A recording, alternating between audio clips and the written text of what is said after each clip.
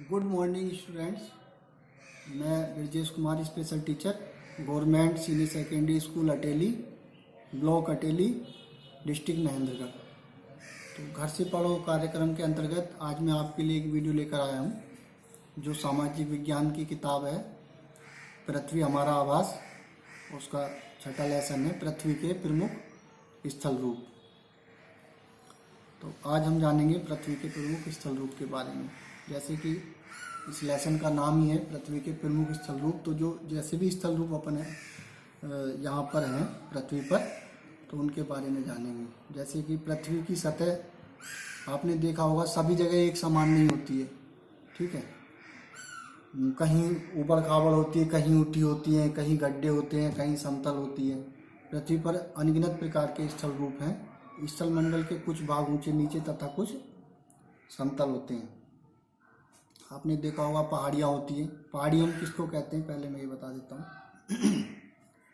पहाड़ी वह स्थलीय भाग है जो कि आसपास की जो भूमि होती है उससे ऊंची उठी होती है, ठीक है। और 600 मीटर से की ऊंचाई से जो अधिक ऊंची होती है वो खड़ी डाल वाली होती है, उसको हम पहाड़ी या उस पहाड़ी को पर्वत कहा जाता है, ठीक है। और 800 मीटर से कुछ ऊंचे जो पर्वत हैं वो बहुत कम मात्रा में है, ज़्यादातर तो 600 मीटर से अधिक ऊंचाई के हमारे पर्वत हैं।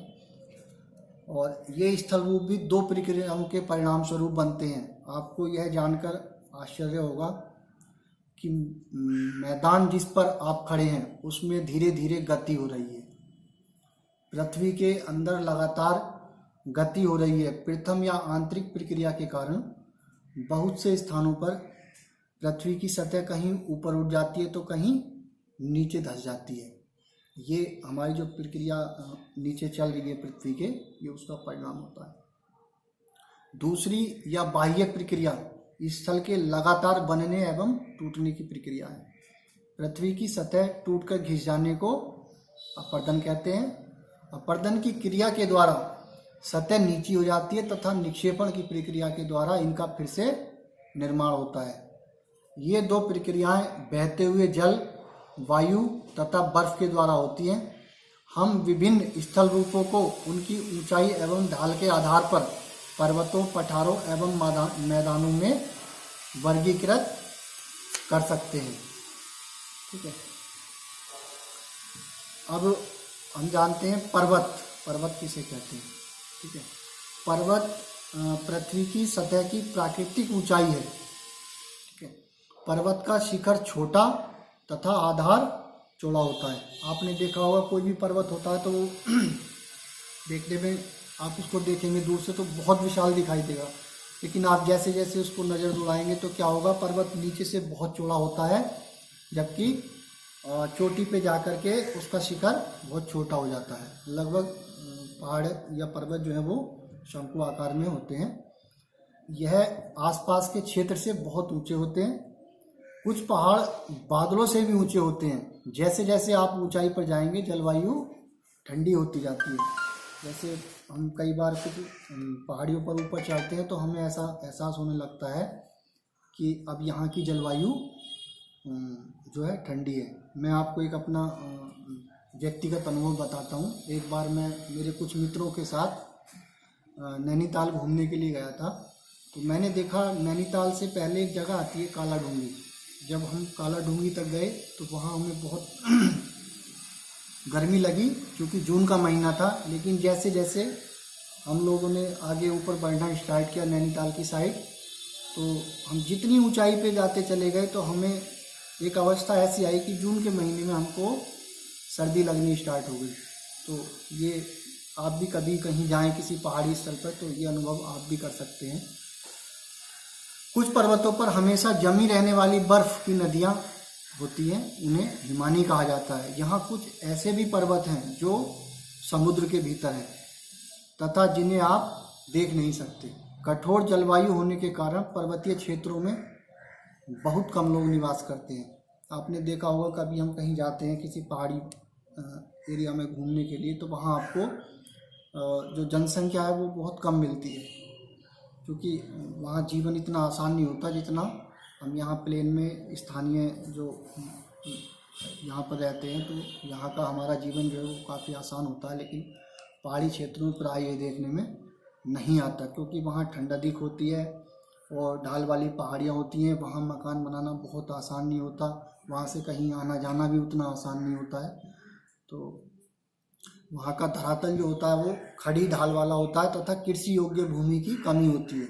अगर वो कृषि करते भी हैं तो थोड़ी बहुत मात्रा में जो उनकी पहाड़ियाँ होती हैं उस पर छोटी छोटी क्यारियाँ बनाते हैं, उसमें भी बस वो अपने खाने लायक उतना ही उनका उत्पादन हो पाता है, कभी कभी उतना भी नहीं हो पाता, क्योंकि बहुत ज़्यादा ढलान होता है और वहाँ खेती करना संभव नहीं होता। पर्वत एक रेखा के क्रम में भी व्यवस्थित हो सकते हैं, जिसे श्रृंखला कहा जाता है। बहुत से पर्वतीय तंत्र समानांतर श्रृंखलाओं के क्रम में होते हैं जो सैकड़ों किलोमीटर में फैले होते हैं, जैसे हिमालय, आल्प्स तथा एडीज। ये तीनों, हिमालय हमारे एशिया में है और आपका आल्प्स जो पर्वत है वो यूरोप में है तथा एडीज जो पर्वत है वो दक्षिणी अमेरिका की पर्वत श्रृंखलाएं हैं। जो पर्वतों की ऊंचाई एवं आकार में भी भिन्नता होती है। पर्वत भी, सभी पर्वत एक समान नहीं होते हैं, पर्वत में भी कई प्रकार के पर्वत होते हैं। जैसे कि मैं आपको बताता हूँ, पर्वत 3 प्रकार के होते हैं। नंबर 1 वलित पर्वत, और फिर बृहंसोत्थ पर्वत, और एक होता है ज्वालामुखी पर्वत।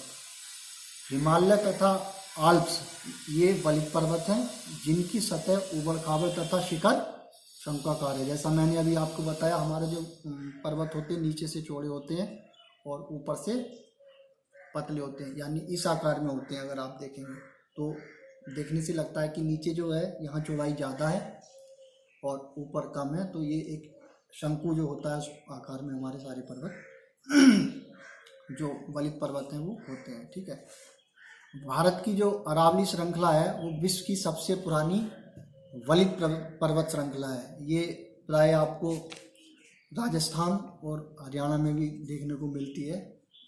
तो ये भारत ही नहीं, पूरे संसार की सबसे पुरानी पर्वत श्रृंखला है और ये वलित पर्वत श्रृंखला ही है। ठीक है, अपर्दन की प्रक्रिया के कारण यह श्रृंखला घिस गई है। कभी आप देखेंगे तो आपको लगेगा कि ये शायद बारिश से ऐसा हो गया है कि ये जो है कई बार आपने देखा होगा, हमने कोई एक बहुत बड़ा मिट्टी का ढेर सा रख दिया, लेकिन जब बरसात पड़ती है तो वो बरसात के कारण क्या होता है, उसकी कुछ मिट्टी जैसे मान लिया घिस गई हो, ऐसे बूंद बूंद करके है ना, वो नीचे गिरनी स्टार्ट हो जाती है। इस प्रकार से ही हमारे जो ये अरावली पर्वत श्रृंखला है ना, तो वो भी ऐसी लगेगी आपको दिखने में कि ये जो है घिस गई है। एक फिर उत्तरी अमेरिका के जो अपलेशियन तथा रूस के जो यूराल पर्वत हैं वो गोलाकार के दिखाई देते हैं और इनकी ऊंचाई कम है। ये भी बहुत पुराने वलित पर्वत हैं। जब बहुत बड़ा भाग टूट जाता है तथा ऊर्ध्वाधर रूप से विस्थापित हो जाता है, तब बृहंसोत्थ पर्वतों का निर्माण होता है। ऊपर उठे हुए खंड को उत्खंड यानी हास्ट तथा नीचे धसे हुए खंडों को द्रोणिका भ्रंश यानी ग्राबेन कहा जाता है।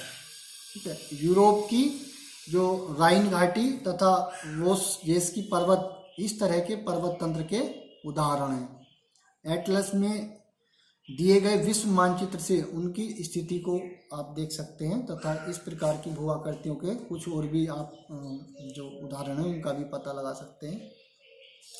प्रशांत महासागर में जो मोनाकी पर्वत है, ठीक है, वो सागर की सतह के नीचे स्थित है। इसकी ऊंचाई 10,205 मीटर यानी एवरेस्ट शिखर से भी अधिक है, लेकिन ये क्या है, नीचे है, सागर की सतह के नीचे। ये इस प्रकार से नहीं है जैसे हमारा जो धरातल पे वो जो पर्वत है। ठीक है, लेकिन जो हमारे ज्वालामुखी पर्वत होते हैं, ज्वालामुखी पर्वत ज्वालामुखी की क्रियाओं के कारण बनते हैं। अफ्रीका का माउंट किलिमंजारो तथा जापान का फ्यूजियामा इस तरह के पर्वतों के उदाहरण हैं। ठीक है, एक बीच में मैं आपको बृहंसोत्थ पर्वत जो था उसका मैंने बताया था, वो आपको दिखाता हूँ कि किस प्रकार से होते हैं। ये आप देखेंगे बृहंसोत्थ पर्वत का ये एक चित्र है, इसमें उत्खंड भ्रंश जैसा कि देखने में आपको प्रतीत होता है, ये पर्वत का उठा हुआ भाग है, तो इसको हम क्या बोलेंगे, उत्खंड भ्रंश यानी हास्ट। और जो ये नीचे का धंसा हुआ भाग है इसको क्या है, द्रोणिका भ्रंश यानी कि ग्रावेन। तो ये किसकी पहचान है, भ्रंशोत पर्वत की। वापस हम अपने टॉपिक पे आ जाएंगे, ज्वालामुखी वाले। पर्वत बहुत लाभदायक भी होते हैं। पर्वत जल के संग्रहगार होते हैं। बहुत सी नदियों का स्रोत पर्वतों में स्थित हिमानियों में होता है। जैसे हमारे हिमालय पर्वत में जो ये नदियाँ कई सारी बहती हैं, वो किससे बहती हैं, जो वहाँ हिम यानी जो बर्फ़ जमा हुआ है, तो वो जब पिघलता है तो उसको, जब बर्फ़ पिघलने के कारण वो नीचे बह कर के आता है, यानी वो एक नदियों का रूप धारण कर लेता है, एक नदी का रूप धारण कर लेता है। तो हम कह सकते हैं कि हमारे जो पर्वत हैं वो जल का एक स्रोत होते हैं, जल के संग्रहगार होते हैं, वो जल को इकट्ठा करते हैं हिम के रूप में या बर्फ के रूप में। ठीक है। जलाशयों के जल को लोगों तक पहुंचाया जाता है। पर्वतों के जल का उपयोग सिंचाई तथा पनबिजली के उत्पादन में भी किया जाता है। कई बार हम आप पढ़ते हैं कि भाई बिजली बनती है पहाड़ों में, तो वो कैसे बनती है कि पानी को इकट्ठा कर लिया जाता है, बांध बनाए जाते हैं, फिर उस पानी के या उस बांध में इकट्ठा पानी से बिजली का निर्माण किया जाता है।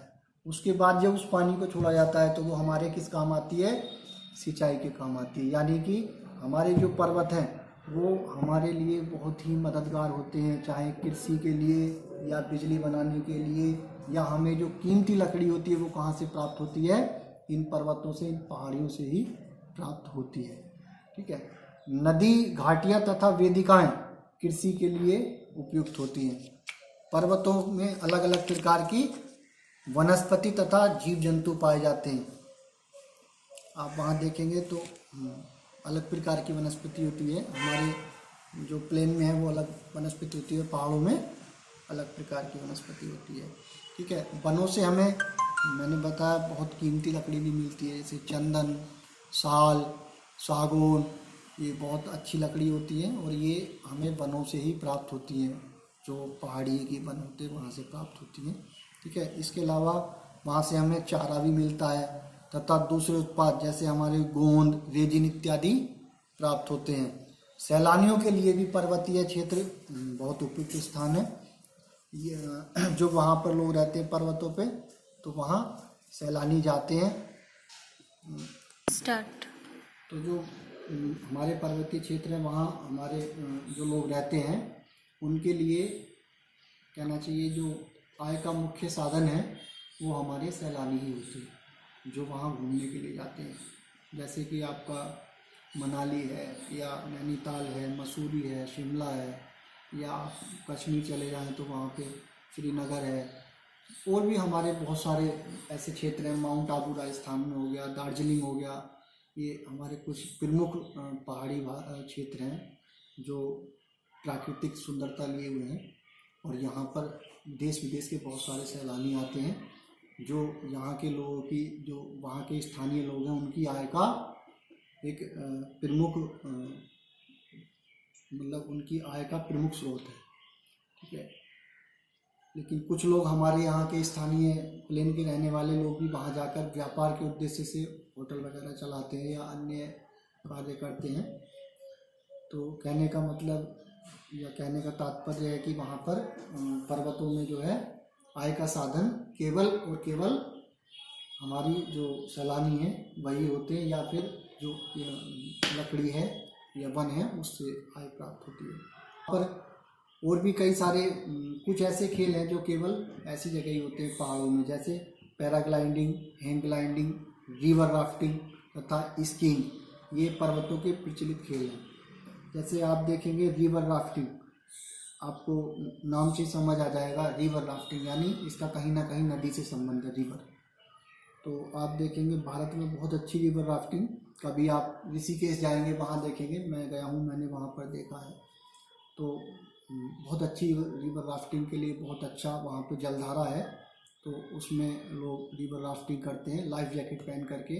उनकी नाव होती है, उसमें बैठते हैं, बहुत बड़ा एडवेंचर होता है उन लोगों के लिए, और वहाँ एंजॉय करने के लिए आते हैं। इसके अलावा शिमला में सर्दियों के महीनों में आप देखेंगे कि वहाँ पर स्कीइंग करने के लिए हमारे देश विदेश से सैलानी पहुँचते हैं, और इसके बहुत अच्छे आयोजन भी होते हैं। हमारे राज्य, अंतर्राज्यीय या अंतर्राष्ट्रीय स्तर के आयोजन भी वहाँ पर स्कीइंग के होते हैं। वहाँ पर देश विदेश के खिलाड़ी आते हैं और वो स्कीइंग का वहाँ पर लुत्फ उठाते हैं। तो मैंने ये आपको इस प्रकार से आज बताया कि भाई हमारे पर्वत क्या होते हैं और वहाँ की विशेषताएं आपको बताई।